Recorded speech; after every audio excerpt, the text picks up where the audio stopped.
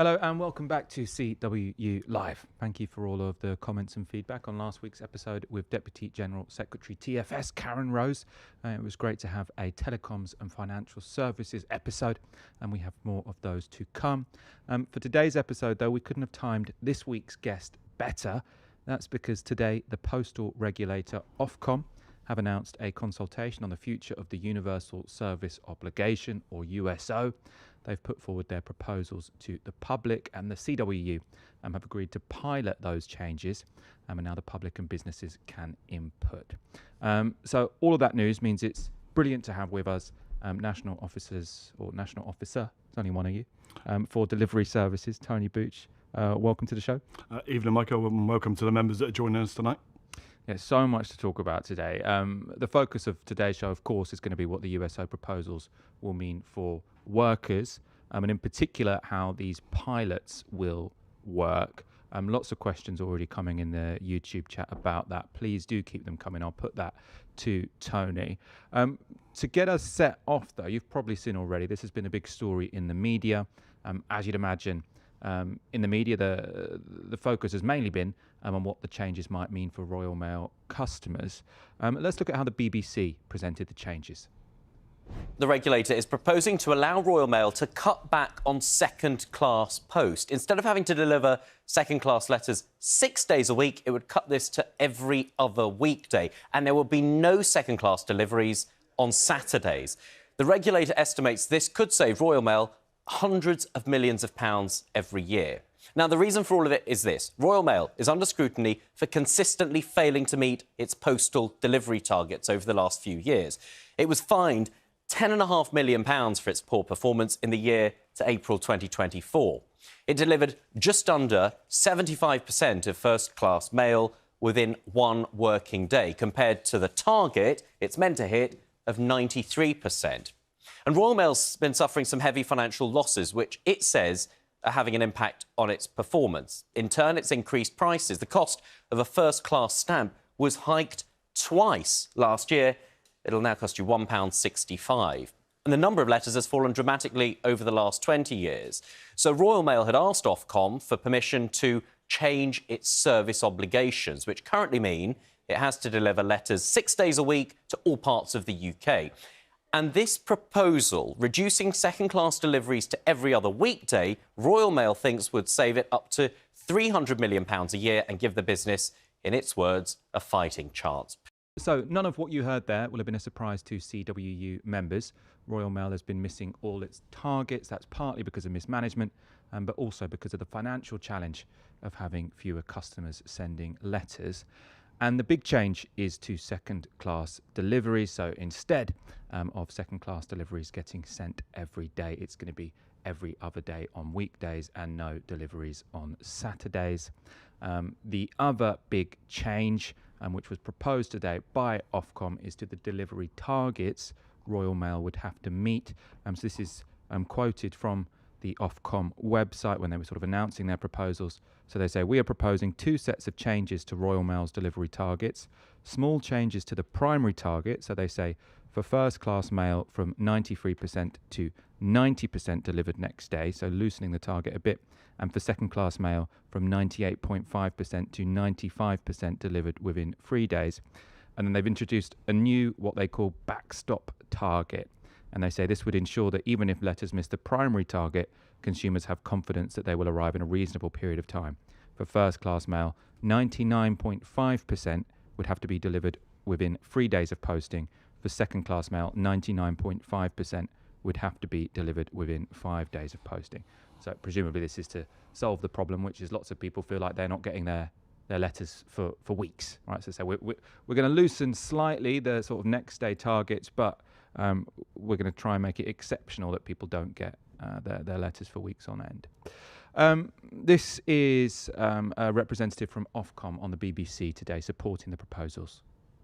Today, we send 70% less letters than we did 20 years ago. The way we use the postal service has fundamentally changed. So we've talked to people, we've talked to businesses up and down the country, and they've told us that they want to keep certain things, and that's what we're doing. So, for example, first class mail, 6 days a week. But they've also told us that they are using some services less often, and that's why we're putting this proposal forward on second class mail. CWU General Secretary Dave Ward has also been on the airwaves this morning. Good morning, General Secretary. Communications Workers Union. The world has changed, Ofcom is saying. We're sending a third of the letters we were 20 years ago. We need to reform the Postal Service to protect its future. That's what they're doing. What we're here to say is that Royal Mail can still have a really important future. It can have a good future. It is a major contributor to the UK economy. But what needs to be recognised from the people that lead the company is, one, that the asset is its people, and they've not done that in recent years. They've attacked their own workers. And two, is that the infrastructure provides many opportunities to do different things. And what we need here is not just a trial or a test on this proposal, which I have to say, Nikki, in other countries, some of them are moving away from the universal service completely. So this is why we do have to recognise that Royal Mail operates in a different world of communication. But the opportunity here to do new things and different things, tailored services for the greetings card industry, postal workers could deliver those type of services. The NHS, we could support the NHS in a completely different way, and adding social value to the country, which postal workers do day in, day out. These are important services, and what we want is a fair chance to have this discussion, test it, for change that can actually be beneficial. All right. And the key to that is to allow the postal workers to be able to do their job properly. And in recent years, Royal Mail have not done that at all. And let Ofcom be exposed on this position of competition. They are promoting artificial competition here. So, we can turn this situation around, but we need everybody to engage in this debate. And that's what we're going to ensure will happen in the coming weeks and months. Now, the CWU has also released an official statement on the proposed USO changes. So they say this: we recognise Royal Mail now operates in a permanently changed world of communications. The mix of letter decline and parcel growth does present a legitimate challenge to securing the future of the USO, something that remains a crucial part of our national infrastructure and a major contributor to the UK economy. However, it's also true that Royal Mail has been grossly mismanaged in recent years, and the board have deliberately manufactured circumstances to make a purely financial case for change. This includes abandoning customer quality, attacking postal workers' terms and conditions, and pursuing a pricing strategy designed to accelerate letter decline in favour of parcels. The role of the regulator, Ofcom, must also be exposed. They have pursued a relentless drive to promote artificial competition in a declining market, allowing competitors to cherry-pick profits through downstream access of Royal Mail's network, thus inflating the cost of the last-mile delivery. In this environment, it is only the strength and support of our members that has defended the service and moved the company away from a 3 or 4 day USO proposal, which would have devastating results for customers and jobs. The proposal being trialled in the UK sees first-class letters and parcels continue to be delivered 6 days a week, and second-class delivered to the current specification, with the exception of Saturdays. The trials we have agreed with Royal Mail are strictly conditional on the basis that we see a significant improvement in service reliability for customers. The terms and conditions for postal workers are improved, including improved attendance patterns and more Saturdays off. Long-term job security is agreed, and a genuine platform for growing the company is created. Any failure to abide by these conditions will see our support withdrawn. Tony, I want to bring you in at this point. So as far as I understand, the CWU hasn't endorsed these proposals, but what they have agreed to is a pilot which would sort of test these proposals. So do you want to talk a bit more about that pilot? Yeah, thanks, Michael. And I think there was a lot of information there that I think our members will find valuable this evening, both you reading out the statement that we've issued as a press release, the interview that Dave gave to Radio 5, and obviously the BBC correspondent in terms of the explanation. So as part of the discussions that we've been having both with EP Group and with Royal Mail, before Christmas, we agreed a document that said as long as there was a number of outstanding issues that we dealt with, so part-time to full-time, which has been seen an increase of up to 11,000 people get substantive contracts. We've resolved that. And as part of that discussion and negotiation with the company, that's led us to agreeing to the 37 pilot offices in USO for USO reform. So it depends on, there's a couple of references, I think. So the best way to explain it is this is about an optimized speed of delivery model. So the last comment was that you read out was delivering first class 6 days a week, and parcels will be delivered 6 days a week. So all 32 million addresses across the UK will get that 6 days service, still as it is now. It's then using the automation and second class to be delivered across the week, every other day, Monday to Friday, in alternative routes, where that gets the saving that I think was referenced in the BBC correspondent is circa £300 million for the business. Obviously, I think I've been on the show previously, and I know Martin has in his role, and Dave, where I think for the last 3 or 4 years, Royal Mail has lost £300 million a year, and more than that. This gets it back to a level playing field from an economic point of view and from a business point of view. But we really do need to test and trial the design, because our members will have huge amount of questions around it. We've got a huge amount of questions. From a CWU perspective, we've put to the employer around the design, around the concepts. What does it mean for our members in terms of their jobs? Overall, what does it mean day in, day out? What does it do to start and finish times? How do we design a job in the future? All of those questions we've asked, and we're working on this current, but the pilots are needed to test those assumptions based on Royal Mail's theoretical plan and what Ofcom have announced today as part of their consultation. And so obviously the reason why Royal Mail think that these USO changes could save them money is because it will reduce labour costs, presumably. So how does that work in terms of a pilot? Yep. Because it's not as if in these pilot areas they're going to tell 5% of the workforce not to come in.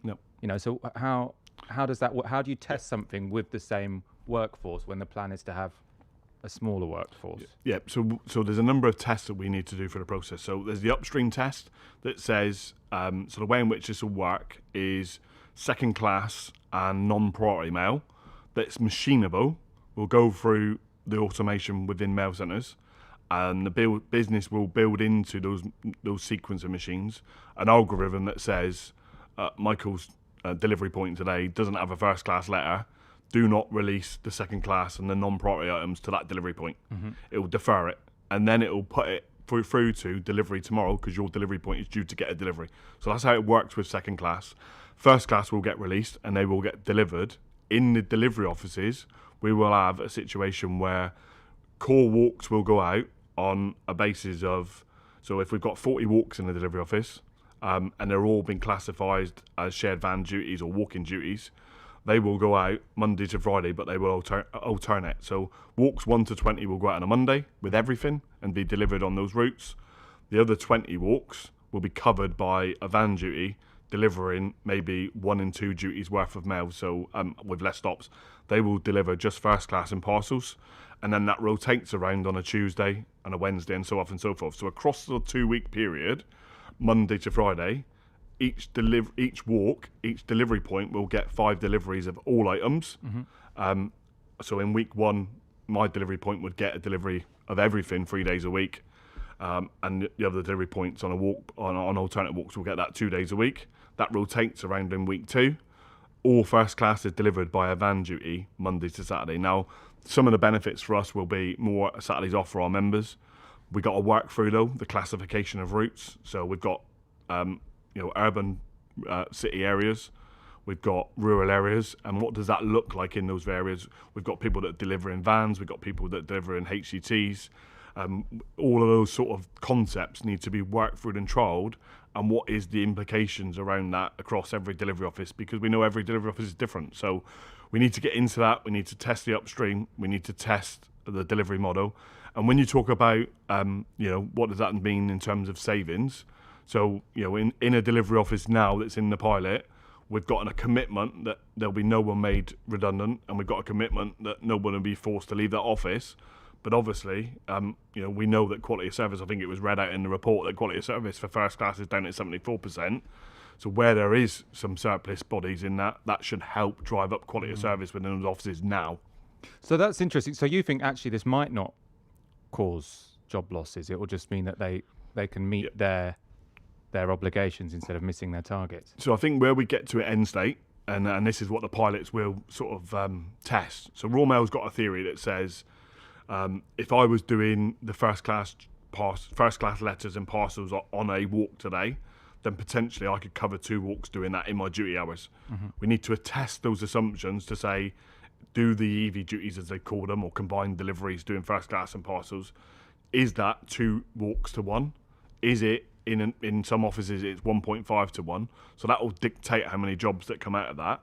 Likewise, in terms of the Saturdays, how many duties will we need on a Saturday to deliver? So if an office has got 50 walks in place now, and on a and that's doing walks Monday to Friday, if on a Saturday we're only delivering first class and parcels, does that mean, in simplistic terms, we only need 25 walks, which frees up people having 25 extra people having a day off on a Saturday? That sort of stuff we need to get in and test. Likewise, because you're condensing 6 days of letters delivery now into 5 days letter delivery with all product streams, that's going to increase the call rate and the amount of mail being delivered on each walk. So on average, that's going to increase to about 75% call rate, which means potentially there's longer delivery spans. Now we have to think through fatigue and the design and everything that comes with that. But where we see that is, whilst there may well be a total reduction in jobs, there will be a greater proportion of full-time jobs than the current full-time, part-time split in the future. And when you say total reduction, that's going to sort of ring alarm bells. But you've got an agreement that there'll be no mandatory. Absolutely, got an agreement. There'll be no compulsory redundancies. As part of Section 5 under the EP Group takeover, we've got an agreement to renegotiate the VR package under MTSF that we've got in place now to enhance that and get an agreed process. But we have got that no compulsory redundancy agreement. And obviously, likewise, the company will want to try and use natural attrition, etc., through that process. So it's often just the case. But absolutely, everyone's jobs will be protected. And the important thing for us will be, at end state, if this was to be rolled out in terms of national deployment, we believe that more part-timers will go full-time. And that current percentage, which probably is around about 70% full-time, 30% part-time, would actually increase to more full-time overall. Yeah, then that natural attrition point is important, isn't it? So they save money by hiring less people, not by... Now, one of the key... Yeah, you're right on that. But one of the key things that we've talked to the business is we've got to get that right. We can't have a situation where some offices don't go through recruitment, don't feel people that leave now, ready for a change in July, and then we get going back to the BBC correspondent, that first class delivery is in 73% now, and that gets even worse because that's not what we want to happen. Yeah. Simple question. What's the time frame for these trials? When do they start? When do they end? Yeah, so the pilots have started now. So the first office up in Scotland, Newton Mearns, has gone live. It goes live next week through, and it's not the whole office. We're going to be testing that through phases in offices. Then we get to the last office in pilot 37, which is in May. So it's done over a phase period. And what we will do in each of the offices, it will not be the whole office going live at the same time. It will be gradually phased into that office so that we manage the change in those offices and deal with any problems. And then when does it end? When will you be doing your assessment? So the assessment's continuous. So we will continue this. We will continue for that process. I think what Ofcom have announced today is that their consultation will end. They will then come out with a decision, which we expect as a union to be around about the summertime in 2025. And obviously, there's 2 parts to that. So whilst Ofcom make a decision, we've been clear as a union that we will only agree to a national agreement on USO reform and support it on the premise that all of the commitments that we've got with EP Group to deal with a number of issues like the harmonisation of new entrants terms and conditions, paid 2025, the VR package dealing with overtime and scheduled attendance, that they've been resolved to the CWU satisfaction. If they've not been resolved, then we will not support the USO reform being introduced. Yeah, and that's separate to the pilots, right? Because the pilots aren't going to involve anyone, the 2-tier work. No, they won't do. No. So when it comes to the pilots, how are you going to be measuring success? Whether you sort of look at this and say, okay, this works, we can agree to this, or you say this is a nightmare, we can't agree to this. So I think the honest bit at this moment in time is the conversations we're having with the business. There's a lot of unanswered questions that we've put to the business. So what happens on bank holiday weeks? What happens with door-to-door? Just to use 2 examples around that. And we're working through that as a sort of frequently asked questions through the pilots, because one, we want to give people confidence that the concerns that our members would have in those workplaces have been addressed up front. But likewise, some of the pilots are going to say, well, Royal Mail thought this would be the application of the USO pilots in an office, and actually we need to modify that because it's not working because of X, Y, and Z. So that will go through that. Obviously, the measures of success for us will be that we can get better in duty patterns in as a result of this. Two, we do actually get a better work-life balance for our members, so with more Saturdays off. Three, we deal with the people issue that we're going to potentially have, and obviously we work through part-time to full-time. But likewise, we want to see quality service get back to what it needs to be. And I suppose that is where our members will really struggle, because our members are seeing in their delivery offices now complete and utter chaos and mismanagement of the company. I think that was referenced in the interviews earlier on. They'll really struggle with, well, if we were pushing a reset button and starting afresh with a new design, a new way of working, a new model, how is that going to be managed at go live on a given date? And I think that's where our members will struggle from, because they've seen that for the last 2 or 3 years. What do you think of that? So to me, that idea of a backup target sounded quite sensible. So the idea of sort of, we want to get 90% of mail done next day, but 99.5% of mail done within 3 days if it's first class, for example. Is that something that sort of the CWU thinks is a good idea as well? So on the 90%, we think that is a better idea, because we went through the pain last year of later starts and finishes in delivery through the network window, and obviously that target being reduced to 90% if that's what Ofcom agree at the end of the consultation. So for first class, potentially that might help us try and deal with the after effect of later start and finishes, because I would sit here and say probably between 80 and 85% of everything we deliver tomorrow morning will be under the roof of a mail centre tonight at midnight. So that should get us to that 90% target. Likewise, when we talk about resetting the standards, resetting what a delivery office does, this design of an optimised delivery model linked to USO reform will not enable Royal Mail not to deliver mail now. Because if I'm on Walk A today and it's due to be delivered on a Monday, Wednesday and Friday, so if I was on it on Monday this week and I wasn't there and it wasn't covered and it didn't go out, the next time that delivery would go out would be Wednesday, and it would be going out with Wednesday with 2 days of mail. That just will not work in that model. So Royal Mail have accepted that if we get to national agreement and we deploy it, they acknowledge that every job in delivery would have to be covered every day of the week. And obviously that would be important for our members, because our members are seeing that chaotic approach now where if they have a day off, they come in and their walk wasn't covered and they've got to do 2 days worth of mail. Which is sort of really demotivating as well. It is, absolutely, yeah. Hawkeye Steve, what happens, Tony, if these trials fail? Then what? Well, obviously, I think in our press conference that we press release that we put out this afternoon, our biggest fear was that Royal Mail and Ofcom would start to go to a 3 or 4 day USO. For us, the 6-day first class delivery, 6 days a week, first class and parcels, and then dealing with second class through an optimised model from Monday to Friday was the least of all evils in terms of protecting jobs and the impact on our members. Obviously, if this doesn't work, then that'll be a negotiation we'll have to have between both parties. Why hasn't it worked? Is it because it doesn't work in a rural area? It doesn't work out on firms' duties? And we'd have to just work that through. But that's the whole concept of the pilots. I think what we're doing is we're learning the lessons from big major national changes before, where Royal Mail have just gone. In 2003, we went from 2 deliveries to 1 delivery. It just was implemented, not through trials, and there was huge ramifications from that.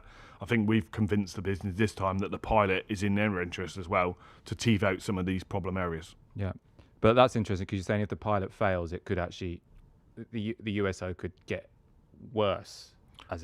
Potentially, yeah. It's not as if it fails that you say, no, let's not have any change. It could be that then they say, okay, we're not going to deliver first class every day. And it could be that Ofcom come back and say, well, actually, we're going to put a proposal out for consultation that says, well, it just goes to a 3-day USO product, which, we've seen firsthand some of that in other European postal administrators. So we've seen it in Denmark most recently, where they've just gone to a 1-day letter delivery, which has meant they've gone from 110 delivery offices to 11.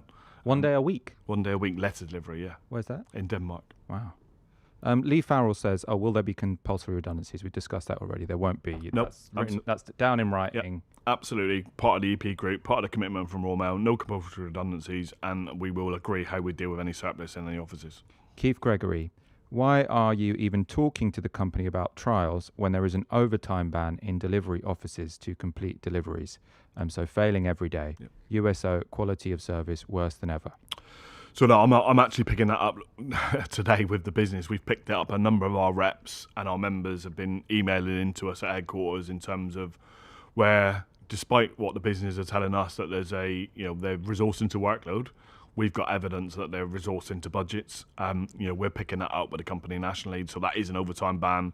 That is, people are not allowed to work their day offs even if they want to. So that's a live conversation we're having with the business. We've agreed a process to review some of those offices, so and that conversation will continue tomorrow as an example. But I know a number of our reps are dealing with that in those localities. Now look, the honest part is that the company will say we can't afford this, and this is a problem with why USO's reforms is needed, because with obviously some of the quotes that were made earlier on in terms of, we've gone from delivering 20 billion letters 20 years ago to 7 billion now. That's potentially going to reduce to 5 billion over the next 2 to 3 years. So Royal Mail's revenue is going down. At the same time in delivery, because we're delivering more parcels, because the traffic mix is changing, the workload for our delivery members is increasing. So you've got two balances of forces going in the opposite directions. This is, I suppose, a bit of a challenge. Jam 19. The pilot scheme, I'm sorry to say, is the union getting in bed with management. Why should I be negatively affected with my duty pattern when the other 1,200 offices don't have to and keep theirs? So presumably this is someone who's in one of the 37 offices that are on the pilot. Yeah, sorry, excuse me. Look, the pilots are clear. No one will be worse off in terms of the current patterns. We want to actually improve them in all the offices. So, we're currently working on a resourcing document and also on what could attendance patterns look like. So, one of the key things I think that Martin's been on the show previously is reference. We want to get to the most our members will work is a 9-day fortnight, so that's an extra day off. But actually, we're looking at that innovation to say, is there things like 4-day weeks? Is there a rotating duty pattern that someone could have enhanced days off? Depending on your office, there's the ability to, utilise other work, not just delivery work, but parcels delivery, and everything that is Sundays. And actually, we need to think outside the box on this, because I think when we get those innovative duty patterns, our members really welcome them. And obviously, we want to deal with that going forward. So we're committed to that. We want to get more Saturdays off for our members, but nobody should be seeing a detrimental impact on their current attendance patterns and making that worse in these offices.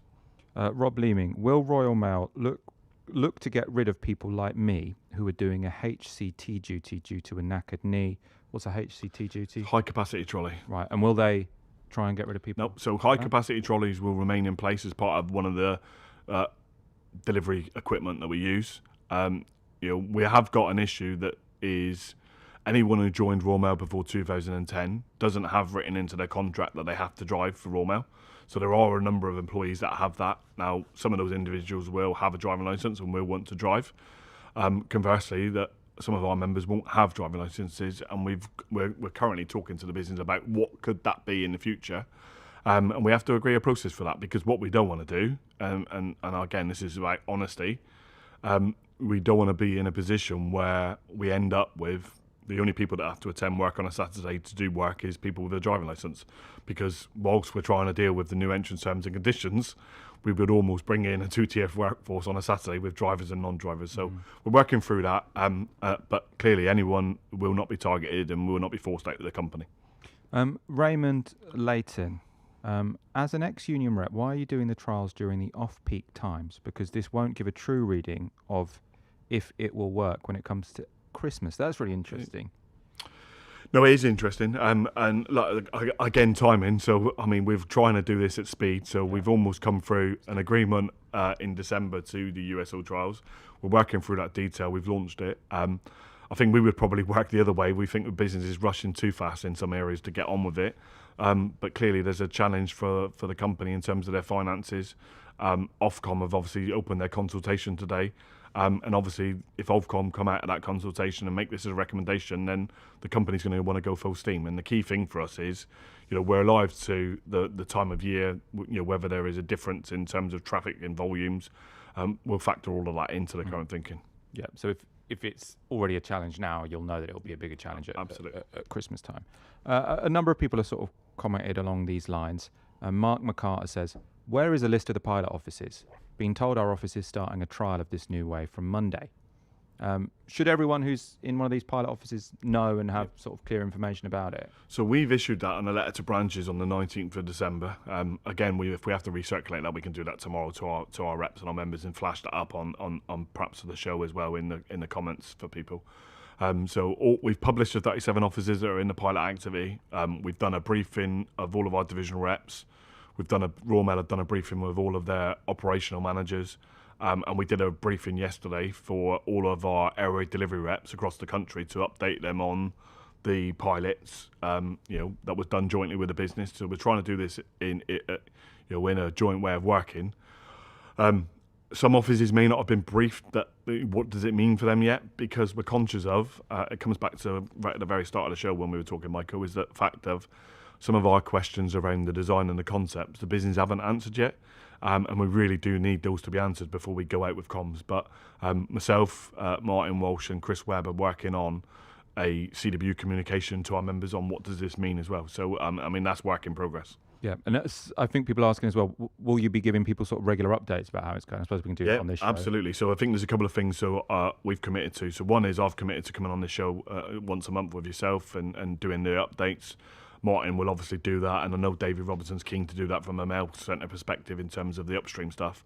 Likewise, myself and Chris, as sort of in his role as head of comms this morning, mapped out that we're going to do a couple of podcasts as well, because we can get into the meat and the bones a little bit in the podcast and do that. So absolutely, there'll be absolutely updated comms from us on every occasion we can possibly do that. Yeah, I said there's 1,200 of you watching, which shows like how engaged this union is. Really impressive.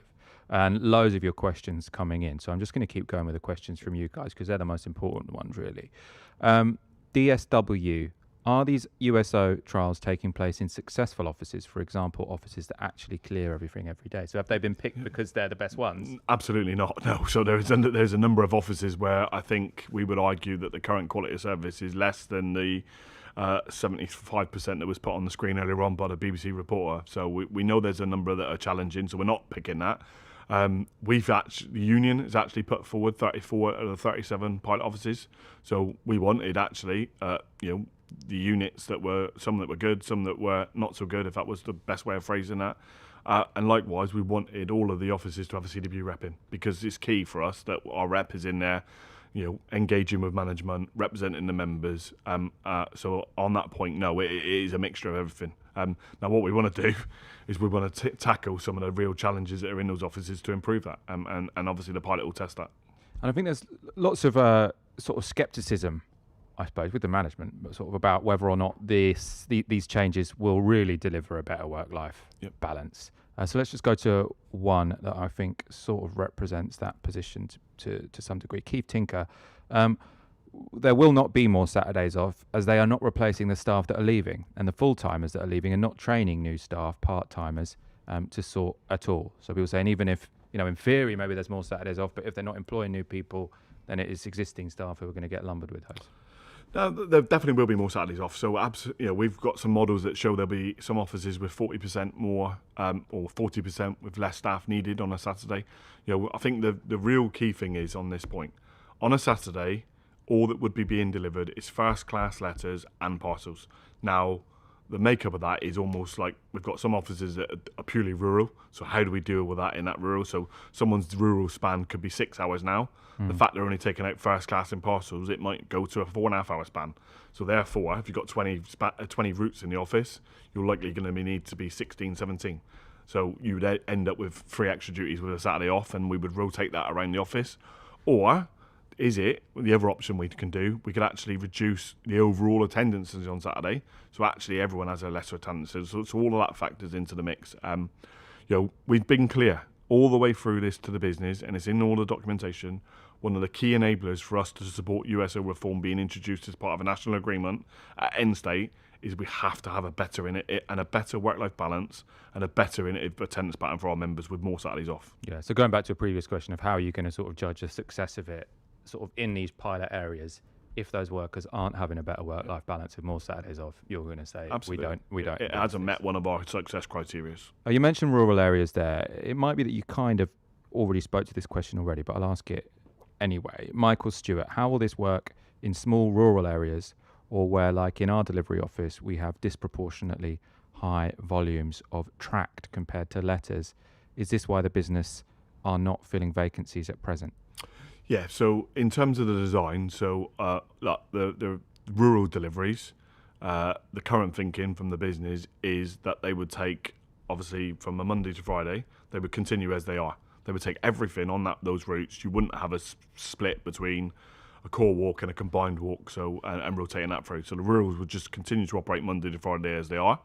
But on a Saturday, those rural duties would only take out first class and parcels. So the example I gave just now was that someone's rural span could be 6 hours. In the future model, it would be 4.5 hours. So, the current thinking is for in the future, the business would need one rural duty to 1.25.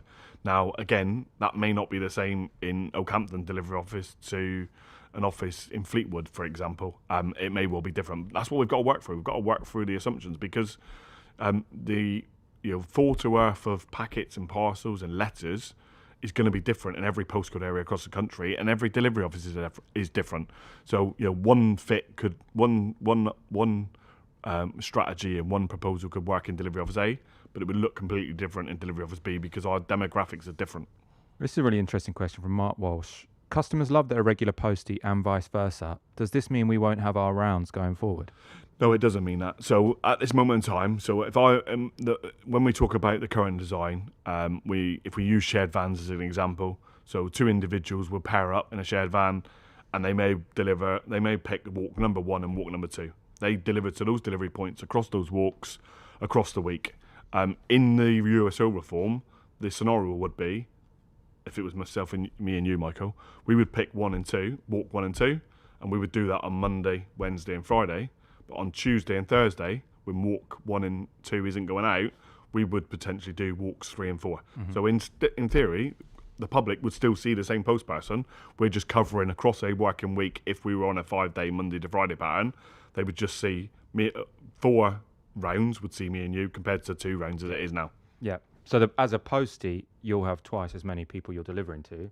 As a customer, you'll have just the same postie. Yeah. So you'd be delivering many, to but because you're not doing it. Yeah, you'd be doing it every other day. So you'd be delivering to 4 geographical areas across the 5 days rather than the 2 as you are now.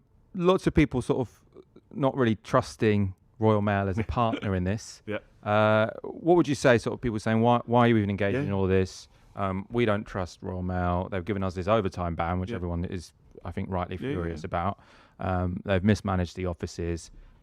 Is this a partner that we can even be sort of dealing with? Yeah. So I think and I understand that question, and I think it's a legitimate question. But I think the key thing is with this is that people need to understand that, a la the CWU press release today, the union has called out the mismanagement of the company over the last 2 to 3 years. Obviously, we went for a bitter dispute, which again was around, I think from a CWU perspective, we felt our members were being targeted. We've got beyond that now. There has been a huge change in terms of some of the senior managers that have been brought into the organisation. And the key thing is the agreement that we've got with EP Group. The one condition within that is about resetting relationships, resetting industrial relations, resetting employee relations right across the company. And that's going to be the acid test for us. That is going to be if the takeover is completed, which obviously we expect it to be done, if there's a number of agreements that we've got in place that things have to happen within either 3 months or 6 months following the takeover transaction. And we've been clear, if those subject matters are not dealt with within those 3 to 6 months, then we will not support USO being at end state, and we will withdraw that support. Benedict Earlson, are we keeping the novel attendance patterns, e.g. 9-day fortnights or 30-hour contracts on a 4-day week with 5-day long weekends every 3rd week? What about part-timers who don't want to go full-time? So you talked a lot about people who have the opportunity to go full-time. Well, if they want to stay part-time, can they stay part-time? Absolutely, they can stay part-time. So no one will be compelled to go from part-time to full-time. I mean, that'll be their individual choice for those individuals. In terms of the attendance patterns, look, we're currently reviewing every attendance pattern that's out there in the operation now. So we've got some people that are on a standard 1 in 6. We've got some people that do a 9-day fortnight. We've got some people that are working a Wallington week, which is they work 5 weeks on and then have a whole week off. We're looking at everything, and we want to do that from a position of what could USO reform bring to us in terms of, so the business have put on so far, they've said, well, potentially we could look at using Saturdays as an example, 2 in 6 Saturdays off. They've looked at 2 in 5 Saturdays off. Look, we think that's not ambitious enough. We want to get to 2 in 4 Saturdays off. And likewise, some offices could move to a full week, a 4-day duty, and rotate that through. We had a local reps briefing I think it's important that our members understand this, and because it actually does demonstrate how good our reps are. So there was we had a local reps briefing for the South Central area on Tuesday this week, and one of our reps who isn't in a USO office, there's none in his area, but he's been listening to these shows, he's been following stuff on social media, he's been watching the LTBs come out. He has already modelled what his office could look like if this change was to come in 6 months' time. And he's worked on an attendance pattern that would get all of his members onto a 4-day week. There's some weeks where they would work 35 hours. There's some weeks where they work 43. They get to a situation where they have a 5-day weekend. But that's the sort of innovation we need to use. We need to use the skills that we've got in CWU headquarters, but likewise, we need to use the skills that our representatives and our members have got to create those innovative duty patterns. I'm going to read you. It's not quite a question, but I want your response to it. So someone called Harty says, anyone else dreading this? No, obviously this is complicated. It's sort of imposing a change on people that they didn't ask for, obviously. I mean, if people are just listening to think, I don't want, it's stressful just thinking about all these changes, let alone sort of having my whole work structure change it. I mean, what can you say? And I suppose what support can you offer to people who are finding it genuinely challenging? So the support is this. We are working on a brief that is going to try and be as simple as possible to explain the change. It can be made as complicated as Royal Mail have tried to make in some of their comms so far, I think. We've talked about simplicity. We're working on that. We're going to try and make this as simple as possible for our members to understand.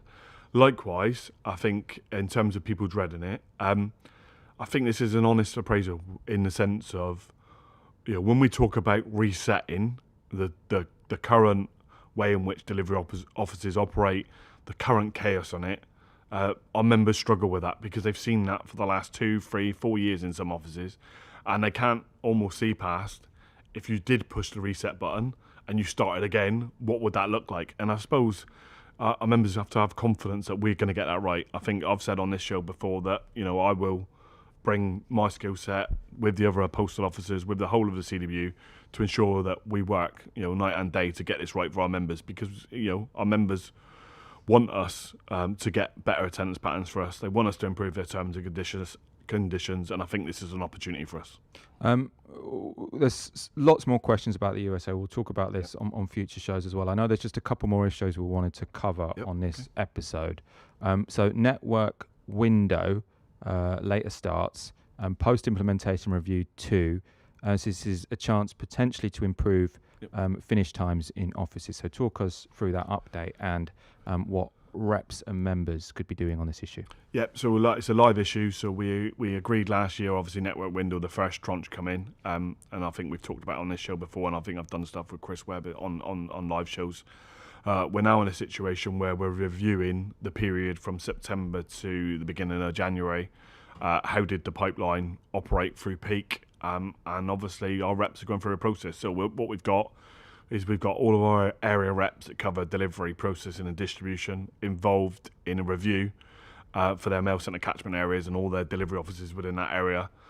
They are then putting forward where they believe there can be improvements to start and finish times. That then goes up to the RODs and the divisional reps to see whether they support that, and ultimately that will come up to both Royal Mail and CWU nationally. We're due to get the first data cut on that at the end of next Friday. So again, we've seen some positive relationships improving on that and more sensible conversations. So again, the proof will be in the pudding that when we get that first cut next Friday. And then I also wanted to talk about office budgets. Yep. So Royal Mail, they don't seem to want to budge on predetermined budgets or whatever is going on in the office. Can you talk about that? Yeah, so I think we answered some of those questions earlier on the budgets in the USO stuff because people are seeing the chaos in their office. So look, we've been clear. It's resource into workload in offices, not resource into budgets. We've got live examples of where there are carte blanche areas and pockets of the UK where it is clear there's an overtime ban being enforced. You're by the company. We're challenging back to the business at the highest level to say that is not in line with what we've agreed, and now we're trying to agree a process for that. We want that to be discussed between the area reps and their interfaces and then the divisional reps and the rods, because obviously we want to try and improve industrial relations right across all the levels. And likewise, where that isn't happening, we're moving back to some spots and some audits on those offices. So we will get into, so tomorrow is a session with, last Friday we had a session with Canterbury Delivery Office, which was a problem office. And we got underneath that, what are the root causes, what's behind it, and then putting in action plans to fix it. So that'll be exactly the same again for the list of offices that have come into us. And sorry, I was just checking something. Let's also talk about a survey you've got coming up. Talk to me about that. Yeah, so obviously, look, I think it feels like a lifetime ago I got elected into this role. But one of my commitments was about how do we engage better with delivery members. So myself and Chris Webb as head of comms, we've worked on a survey for delivery members. So we're building that to go onto the CWU website. We're hoping to get that out in the next week or so. And what that is about us trying to reconnect with our members. We want our members to understand that they've got a chance to voice some of their concerns and things that are going on in their offices on a daily basis. We know not every office has got a local rep, so if people are feeling a little bit ostracised, this will be their opportunity to feed back to the CWU. It's part of a strategy to re-engage on everything, listen to our members, and then try and fix some of those problems. So that survey, we're hoping to get it out in the next week. It'll be publicised and it'll be out there, and our members can engage in that process. And in terms of meeting you directly, you're going to be going to some of the offices on the trial? Absolutely. So I've already been to 3 offices already. So I think the last one I went to was Darlington.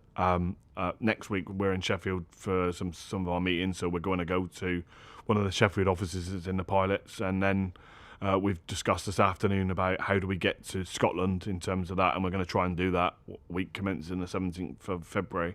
Myself and Martin are going to try and visit that jointly to meet the members there, speak to our reps, and then obviously discuss how do we improve some of the ways in which we're going to communicate with our members. So yeah, absolutely. And on top of that, what we've agreed, just for members to understand, we will allocate a PC member to every one of the offices or divisional reps to the offices, so that there is that senior field structure in place, because we want our members to be able to talk to our senior representatives on what they're seeing day in, day out in those offices. But I want to get out to as many as I can as well. This is a really interesting question from CM17, and I've actually seen this sentiment in the comments quite a lot. Why don't we go back to how it was before COVID? We never failed mail then. The sort of people feeling like the jobs got worse. Can't we just go back to when it wasn't, rubbish? And I understand that, and I suppose we would come back to the way the companies mismanaged their finances, making poor decisions, which has led to them operating in a sense of losing £350 million, and our members suffer the consequences of that. Clearly we've got an agenda to try and fix that going forwards with regards to EP Group and the takeover, and clearly we want to work through this. So we want to get to a situation where rather than having something imposed on us from Ofcom and the company bring it in, that we've worked through the pilot and actually we feel confident that it's going to work and it will reset the standards in delivery. But it will mean that when those standards, or if we get a national agreement and it's rolled out, then we do it from a position of confidence, and that delivery will become a good place to work. And that is something I'm absolutely keen to make sure happens. Tony Bouch, very, very comprehensive. Thank you so much for being so open to all of these questions. And it's really, I really like it when you put in the challenging questions as well. And I appreciate the fact that you're willing to respond to the challenging ones. We will definitely come back to this issue over and over again. Yeah, I I'm think sure it's going to be such a big issue this year. We're now going to move on to a slightly different issue, though, because a crucial subject matter to the whole union, whatever the circumstances, is the recruitment of new members. Branches across the union are doing a great job. The new rate for new entrants in Royal Mail has been positively received. And I think we can be joined now online by Gary Ingram of CWU Northwest, number 1 branch. Gary, thank you for bearing with us. I know we've come to you a bit later than we planned, but there was so much to talk about and so many questions. Oh yeah, that was more interesting than me anyway. No, don't do yourself down. You haven't started yet. So tell us about, my understanding is you've been doing very sort of good work reaching out and recruiting members. Could you sort of talk to us about what you've been up to? Yeah, we started, obviously, our numbers were dropping in certain offices, especially offices that didn't have reps in. So we decided, as part of the Reconnect as well, that we were going to do recruitment days in offices. So we did the mapping, cross-reference the staffing posts against the membership lists. Luckily enough, we've got our area delivery rep, Mick Stewart, who likes Excel spreadsheets. So he set up a non-members list for every office and a branch one, so that when we went in the offices and recruited people, we took them off the office one, it went off the main Excel spreadsheet. So we had a live account of how many members we were recruiting and who and when. That also threw up then people's name changes, people who'd transferred in from other offices that we hadn't picked up.